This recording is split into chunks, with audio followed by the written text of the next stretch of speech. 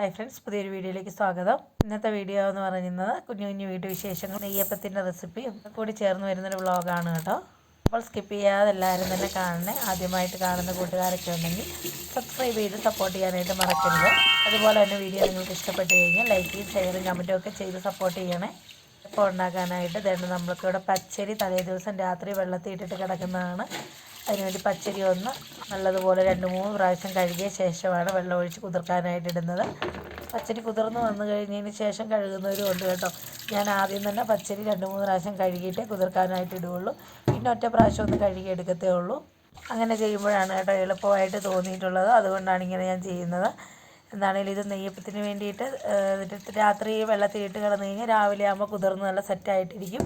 അത് അരച്ച് വെച്ച് കഴിഞ്ഞാൽ വൈകിട്ട് നെയ്യപ്പം ഉണ്ടാക്കാം. അങ്ങനത്തെ ഒരു സെറ്റപ്പിലാണ്. മഴയായതുകൊണ്ടും തണുപ്പായതുകൊണ്ടും മാവ് പുളിക്കുന്ന കാര്യത്തിൽ സംശയമുള്ളൂ. എന്താണെങ്കിലും നോക്കാവുന്നോർത്ത് വെള്ളത്തിലൊക്കെ ഇട്ട് അടച്ച് വെച്ചിട്ട് കിടക്കുകയാണ്. ഇനി രാവിലെ എഴുന്നേറ്റ് ഇതൊന്ന് അരച്ചെടുത്ത് വെക്കണം. ഇനി ഇത് പിറ്റേ ദിവസം രാവിലെയാണ് കേട്ടോ ഞാൻ എഴുന്നേറ്റ് നല്ല പച്ചരി കുതിർന്നിട്ടുണ്ട് നല്ലതായിട്ട്. രാവിലെ എഴുന്നേറ്റ് ഉടനെ പച്ചരി നല്ലതായിട്ട് കുതിർന്ന് കിടപ്പുണ്ട്. അപ്പോൾ അതൊന്ന് അരച്ച് നെയ്യപ്പത്തിനുള്ളത് കലക്കി വെക്കാൻ വേണ്ടിയിട്ടാണ്. ആ പാത്രത്തിൽ കിടന്ന വെള്ളമൊക്കെ ഒന്ന് ഒഴിച്ച് കളഞ്ഞിട്ട് അടുത്ത വെള്ളം കൊണ്ട് ഒന്നുകൂടെ കഴുകിയെടുത്ത് അരിപ്പ പാത്രത്തിലേക്ക്, അല്ലെങ്കിൽ കണ്ണാപ്പ എന്ന് പറയും ഇവിടെ, കണ്ണാപ്പയിലേക്ക് കോരി പച്ചരി ഒന്ന് തോരാനായിട്ട് വെക്കുന്നുണ്ട്. നല്ലതുപോലെ വെള്ളം പോയെങ്കിൽ നെയ്യപ്പം ഉണ്ടാക്കാനായതുകൊണ്ട് തന്നെ കുറച്ച് തരി വേണം. അപ്പം നേരെ മിക്സിയുടെ ജാറിലിട്ട് അരയ്ക്കുന്നതിലും നല്ലത് ഒന്ന് വെള്ളമൊക്കെ കളഞ്ഞെടുക്കുന്നതാണ്. അങ്ങനെ പച്ചരി ഒന്ന് തോരാൻ വേണ്ടിയിട്ട് വെച്ചിട്ടുണ്ട്. അപ്പോൾ തന്നെ അരിയൊക്കെ വെള്ളം തോർന്ന് വരുന്ന സമയം കൊണ്ട് ശർക്കര ഒന്ന് ഉരുക്കിയെടുക്കണം. അതിനുവേണ്ടി 2 ശർക്കര പൊട്ടിച്ച് അതിലേക്ക് കുറച്ച് വെള്ളം ഒഴിച്ച് കൊടുത്ത് ഉരുക്കിയെടുക്കണം. കുറച്ച് മതി, ദാണ്ട് ഈ 1/2 ഗ്ലാസ് വെള്ളം മതി. ഒരുപാട് വെള്ളം ഒഴിച്ച് കഴിഞ്ഞാൽ ലൂസായിപ്പോവും. അപ്പം മാവ് മധുരം കുറഞ്ഞു പോകും. ഒരുപാട് ലൂസാകുമ്പോൾ നമുക്ക് കുറച്ച് ശർക്കര പാനിയല്ലേ ഒഴിക്കാൻ പറ്റുള്ളൂ. അതുകൊണ്ട് തന്നെ ദാണ്ട് ഇവിടെ ഒന്ന് അത്രയും വെള്ളം ഒഴിച്ച് നല്ല രീതിയിലൊന്ന് ശർക്കര ഉരുക്കിയെടുക്കുന്നുണ്ട്. ഒന്ന് തിളച്ച് കഴിഞ്ഞ് ഫ്ലെയിം ഒന്ന് ചെറുതാക്കി വെച്ചാൽ മതി. പതിയെ ഉരുക്കി വന്നോളും. നല്ല രീതിയിൽ തന്നെ മുഴുവനും ഉരുക്കി കിട്ടും. ശർക്കര ഉരുക്കിയെടുക്കുന്നത് എന്തിനാണെന്ന് വെച്ച് കഴിഞ്ഞാൽ ശർക്കരയ്ക്കകത്ത് മണ്ണും കരടും ഒക്കെ കാണും. അതൊന്ന് പോകാൻ വേണ്ടിയിട്ടാണ് ഇങ്ങനെ ഉരുക്കിയെടുക്കുന്നത്. ഉരുക്കിയെടുത്ത് അരിച്ചൊഴിച്ച് കൊടുക്കും. അപ്പോൾ ഈ കരടൊക്കെ ഉണ്ടെങ്കിൽ അരിപ്പയിൽ കിട്ടും. അതിന് വേണ്ടിയിട്ടാണ് ഈ ഉരുക്കിയെടുക്കുന്നത്. രണ്ട് ശർക്കരയൊക്കെ ഇവിടെ ഉരുക്കി നല്ല റെഡിയായിട്ട് വന്നിട്ടുണ്ട്. ഇനി ഒന്ന് തണുത്ത് കിട്ടണം. നല്ലതുപോലെ തണുത്ത് കഴിഞ്ഞ് കഴിഞ്ഞാൽ ഒഴിച്ച് കൊടുക്കാവുള്ളൂ. ഇനി അതിന് വേണ്ടിയിട്ട് ആദ്യം ഇവിടെ ഒന്ന് പച്ചരി പൊടിച്ചെടുക്കണം. അരച്ചെല്ലെടുക്കുന്നത്, അതിനാണ് വെള്ളം തോരാനായിട്ട് വെച്ചിരുന്നത്. ആദ്യം ഒന്ന് കുറച്ച് പൊടിച്ചെടുക്കണം. പൊടിച്ചെടുക്കുമ്പോഴാണ് നല്ല ഒരു തരിയോടുകൂടി കിട്ടുന്നത്. അതുകൊണ്ട് തന്നെ നല്ല ഇവിടെ വെള്ളമൊക്കെ തോർന്ന് നല്ല സെറ്റപ്പായിട്ട് ഇരിപ്പുണ്ട് കേട്ടോ. ഇനി ആ പച്ചരി ഒന്ന് പൊടിച്ചെടുത്താൽ മതി.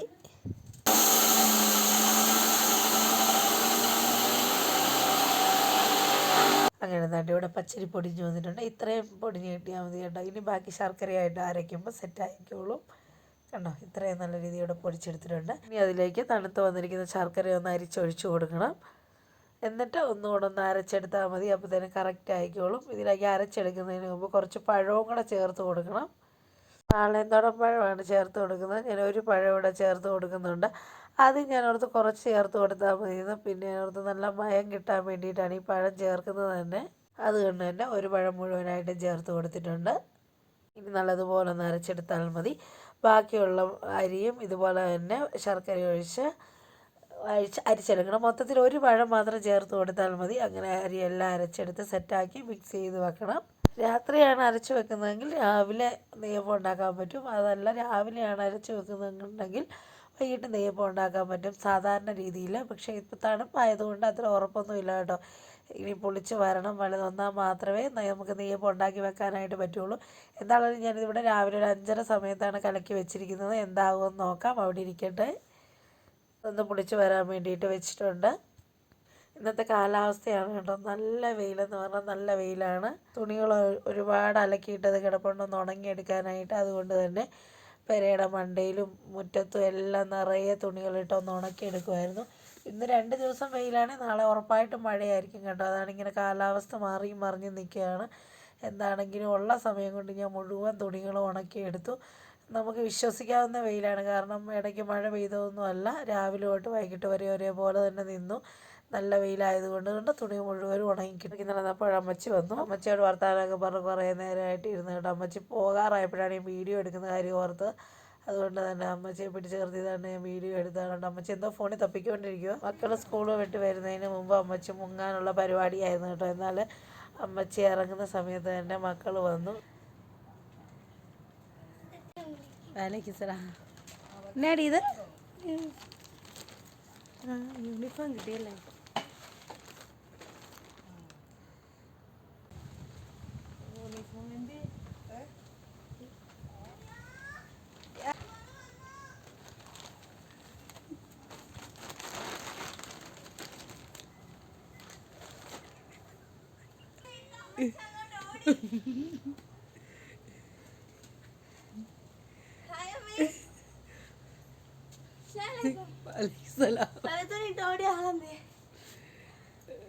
അമ്മച്ചി പോകാനായിട്ട് ഇറങ്ങി നിന്നപ്പോഴായിരുന്നു മക്കൾ വന്നത്. മക്കൾ വന്നു കഴിഞ്ഞാൽ അമ്മച്ചിയെ വിടുകയില്ല, പോകണ്ട പോകണ്ട എന്ന് പറഞ്ഞ് ബഹളം വെക്കും. അതുകൊണ്ടാണ് അവർ വരുന്നതിന് മുമ്പ് പോകാനായിട്ട് നോക്കിയത്. എന്നാൽ കറക്റ്റ് അവരുടെ മുമ്പിൽ തന്നെ വന്ന് പെട്ടു. അണ്ട് അമ്മച്ചിക്ക് കൊണ്ടുപോകാനായിട്ട് കുറച്ച് കരിവേപ്പിലയാണ് കേട്ടോ ഒഴിച്ചു കൊടുക്കുന്നത്. ഞാൻ ഇവിടെ മുറ്റത്ത് നട്ട് പിടിപ്പിച്ചേക്കുന്നതാണ്. 2-3 സൈഡിലായിട്ട് നട്ട് പിടിപ്പിച്ചിട്ടുണ്ടെന്ന് ഞാൻ പറഞ്ഞിട്ടില്ലേ. അപ്പോൾ അതിൽ നിന്ന് അമ്മച്ചിക്ക് ആവശ്യത്തിനുള്ള ചിലപ്പോഴൊക്കെ ഞാൻ കൊണ്ടു കൊടുക്കും, അതല്ലെങ്കിൽ വരുമ്പോൾ എടുത്തുകൊണ്ട് പോകും. ഞാൻ കഴിവതും മറന്നു പോകും ഇറങ്ങി പോകുന്ന സമയത്ത്. അപ്പം കുറേ ദിവസമായിട്ട് എന്നോട് പറയുന്നുണ്ടായിരുന്നു കുറച്ച് കറിവേപ്പില വേണമെന്ന്. വന്നപ്പോൾ ഞാൻ ഓർത്ത് പറിച്ചു കൊടുത്തു വിട്ടു. അങ്ങനെ കറിവേപ്പിലൊക്കെ പറിച്ച് അമ്മച്ചി പെട്ടെന്ന് തന്നെ പോയി കേട്ടോ. അമ്മച്ചിക്ക് പോയിട്ട് എന്തൊക്കെയോ ഉണ്ടെന്ന് പറഞ്ഞുകൊണ്ട് തന്നെ മക്കളെ നിൽക്കാനായിട്ട് നിർബന്ധിച്ചുവെങ്കിലും ഞാൻ പറഞ്ഞു പോട്ടെ. അമ്മച്ചിയുടെ കയ്യിൽ ഞാനൊരു കേക്ക് ഓർഡർ കൂടെ കൊടുത്തു വിടുന്നുണ്ട് കേട്ടോ. ഒരു കസ്റ്റമർ വെയിറ്റ് ചെയ്യുന്നുണ്ട് ഓർഡറിന് വേണ്ടിയിട്ട്. അപ്പോൾ ഞാനത് അമ്മച്ചി പോയപ്പോൾ അമ്മച്ചിയുടെ കയ്യിലേക്ക് കൊടുത്തു വിട്ടു. അമ്മച്ചിയെ വിട്ടിട്ട് തിരിച്ചു വന്നപ്പോഴാണ് കേട്ടോ എനിക്കൊരു പാഷൻ ഫ്രൂട്ട് ഉണ്ട്. അത് ഞാൻ കണ്ടില്ല, കാ പൊഴിഞ്ഞ് കിടക്കുന്നത്. കാര്യം പറഞ്ഞാൽ രാവിലെ ഈ ഇലത്തിൽ കൂടെയൊക്കെ ഞാൻ നടക്കുന്നതാണ്, പക്ഷെ ഞാൻ കണ്ടില്ല കേട്ടോ. പാഷൻ ഫ്രൂട്ട് ഉണ്ട്, കായ്ച്ചിട്ടുണ്ടെന്നും അറിയായിരുന്നു, പഴുത്തെന്ന് എനിക്കറിയില്ലായിരുന്നു. ഇനിയും പഴുക്കാനായിട്ട് കാകൾ ഇഷ്ടംപോലെ മണ്ടേ കിടപ്പുണ്ട്. ഇതാ കണ്ടോ, ഇതാണ് പൊട്ടിച്ച് കായുടെ കളറ്. അമ്മച്ചി കൊണ്ടുവന്ന ഒരുപാട് സാധനങ്ങൾ ഉണ്ടാകുന്നതുകൊണ്ട് തന്നെ മക്കൾ വരുമ്പോൾ നെയ്യപ്പം ഉണ്ടാക്കണമെന്ന് മറിച്ചിരുന്നതാണ്. അതുകൊണ്ട് തന്നെ ഞാൻ ഉണ്ടാക്കിയില്ല. അവർക്ക് കഴിക്കാനായിട്ട് ഒരുപാട് സാധനങ്ങൾ ഇന്നുണ്ടായിരുന്നു. എന്നാൽ കുറച്ച് നേരം കൂടെ പൊളിക്കട്ടെ എന്ന് കരുതി മുറ്റം ഒന്ന് നല്ലതുപോലെ കാട് കയറി കിടക്കുകയാണ് ഒരു വശം. അതൊന്ന് ശരിയാക്കാനായിട്ട് ഇറങ്ങിയതാണ് കേട്ടോ. ഇതുണ്ട്, ഇത്രയും കാടാണ്. 2 മഴ പെയ്ത് കഴിഞ്ഞാൽ മുറ്റത്തിൻ്റെ അവസ്ഥ ഇതാണ്. കാട് പറിച്ചിട്ടും കാര്യമില്ല, പെട്ടെന്ന് തന്നെ കാട് കയറുമെന്ന് എനിക്കറിയാം. എന്നാലും കാടൊക്കെ ഒന്ന് പറിച്ച് കളയാനായിട്ട് ഇറങ്ങി. നല്ല കാടാണ് കേട്ടോ. നല്ല കാടെന്ന് പറഞ്ഞു കഴിഞ്ഞാൽ പൊടിക്കാടാണെന്ന് പറയാം. കൈക്ക് പറിച്ചിട്ടൊന്നും നീങ്ങുന്നില്ല. കൈക്ക് പറിച്ച് ഞാൻ മടുത്തെന്ന് തന്നെ പറയാം. ഇതിനിടെ ഭർത്താവ് എന്നെ സഹായിക്കുന്നുണ്ട്. ഒരു സൈഡിൽ അവൻ കാട് പറിക്കുന്നുണ്ട്, കുക്കുന് എന്തൊക്കെയോ എഴുതാനുള്ളതുകൊണ്ട് അവൾ ഇരുന്ന് എഴുതുവാണ്. കൈക്ക് പറിച്ചിട്ട് തീരാതായപ്പോൾ ഞാൻ താണ്ടെ തൂമ്പായ്ക്ക് ചെത്തി നോക്കിയതാണ്. അതാണ് കേട്ടോ എളുപ്പം. തൂമ്പായ്ക്ക് ചെത്തുവാണെങ്കിൽ പെട്ടെന്ന് തന്നെ കാട് വരും.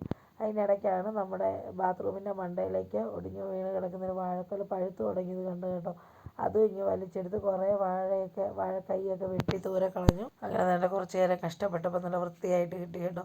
അവിടെ ഒന്ന് കിളച്ചൊക്കെ കൊടുത്തിട്ടുണ്ട്. ഈ കഴിഞ്ഞ പ്രാവശ്യം ഇഞ്ചി ഇടണമെന്നും പറഞ്ഞ് ഞാൻ റെഡിയാക്കിയിടുകയാണ്. ഒന്നും ചെയ്യാൻ പറ്റാതെ കിടന്ന് അവിടെ കാടായി പോയതാണ്. ഒരുപാട് ചെടികളൊക്കെ നേരത്തെ ഉണ്ടായിരുന്നു. ഇപ്പോൾ എനിക്ക് ആ പഴയ ഇൻട്രസ്റ്റ് ഒന്നുമില്ല ചെടിയോട്. അതിന് പകരം പച്ചക്കറി കയറ്റുന്നത്. അവിടെ ഒരു പയർ നട്ട് കൊടുത്തിട്ടുണ്ട്. അത്യാവശ്യം ആ പയറിനൊന്ന് കയറ്റിക്കൊണ്ട് വരണം. കണ്ടോ, നല്ല രീതിയിൽ വള്ളികളൊക്കെ വന്ന് അങ്ങോട്ടും ഇങ്ങോട്ടുമൊക്കെ പടർന്നിട്ടുണ്ട്. അങ്ങനെ മുറ്റത്തെ കാട് പറി ബഹളം എല്ലാം കഴിഞ്ഞതാണ്. നെയ്യപ്പം ഉണ്ടാക്കാൻ പറ്റുമോ എന്ന് വന്ന് നോക്കിയതാണ് കേട്ടോ. ഇല്ല, ഒട്ടും പൊളിച്ചിട്ടൊന്നും ഇല്ല കേട്ടോ. ഇത് നാളെ രാവിലത്തേക്ക് ഇനി സെറ്റ് ആവുള്ളൂ എന്ന് എനിക്ക് ഉറപ്പായി. അതുകൊണ്ട് തന്നെ നമ്മുടെ ഇവിടെ അടച്ചു വെച്ചിട്ടുണ്ട്. ഇനി തേങ്ങ കൊത്തിയിടണം നെയ്യപ്പത്തിന് വേണ്ടിയിട്ട്. അതിന് വേണ്ടിയിട്ട് ഞാൻ തേങ്ങ ഒന്ന് കട്ട് ചെയ്തെടുക്കുന്നതാണ്. കാരണം നല്ല ടേസ്റ്റ് ആയിരിക്കും നെയ്യപ്പത്തിനകത്ത് തേങ്ങ കൊത്തി ഒന്ന് വറുത്തിട്ട് കൊടുക്കുമ്പോഴത്തേന്. അതിന് വേണ്ടി തന്നെ ഇവിടെ തേങ്ങ ഒക്കെ നല്ല രീതിയിലൊന്ന് കൊത്തി എടുത്ത് അരിഞ്ഞ് വെക്കുന്നുണ്ട്. ഇനി നാളെ രാവിലെ ഉണ്ടാക്കാൻ പറ്റുള്ളൂ. കാരണം ഒട്ടും തന്നെ പുളിച്ചിട്ടില്ല. തണുപ്പിൻ്റെ കൂടുതൽ കൊണ്ടാണ്, അല്ല വൈകിട്ടത്തേക്ക് സെറ്റ് ആയേനെ. ഇതെല്ലാം കഴിഞ്ഞ് രാവിലെ നമ്മൾ തുണിയുമായിട്ടായിരുന്നല്ലോ യുദ്ധം. തുണിയെല്ലാം അടുക്കി വെക്കാൻ കിടക്കുവാണ്. കുറേയേറെ കുക്കും ഞാനും കൂടെ അടുക്കി മാറ്റി കേട്ടോ. അതിന് ശേഷമുള്ളതാണ് ഈ കിടക്കുന്നത്. ഇനി ഇതെല്ലാം കൂടെ അടുക്കി സെറ്റാക്കി അലമാരിക്കകത്ത് കയറ്റണം.